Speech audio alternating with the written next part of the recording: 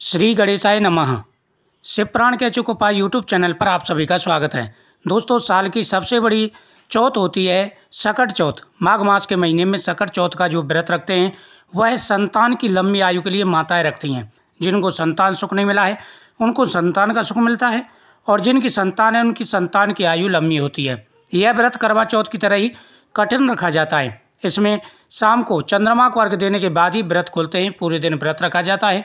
तो सुबह के समय आप भगवान गणेश जी की पूजा करें और गणेश जी के सामने संकल्प करें, और फिर शाम के समय जब आप कथा सुन रहे हो तो आपको कुछ चीज़ें भगवान गणेश जी के सामने अपने बच्चों की नाम लेकर के इच्छा बोल करके आपको चढ़ानी है। बच्चों का नाम लेकर के आपको भगवान जी के सामने वह चढ़ानी है।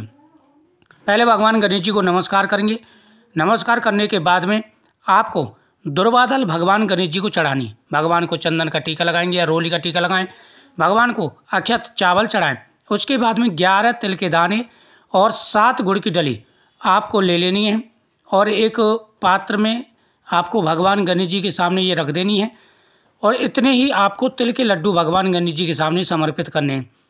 एक धागा लेकर के अपनी इच्छा बोल करके भगवान गणेश जी के हाथ में आपको बांध देना है।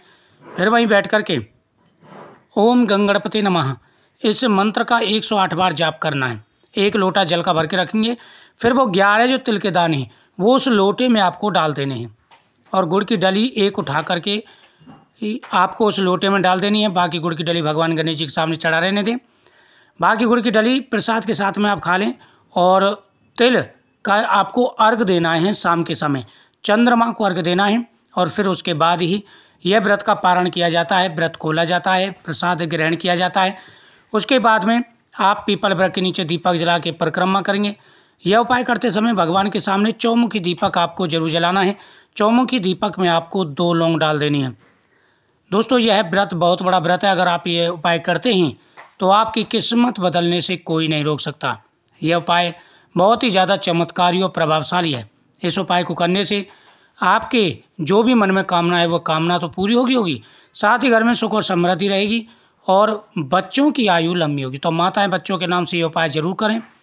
इससे पूरे साल जीवन में कभी भी बच्चों के ऊपर कोई कष्ट नहीं आता। वीडियो को ज़्यादा से ज़्यादा शेयर करें। कमेंट में श्री शिवाय नमस्तुभ्यम जरूर लिखें।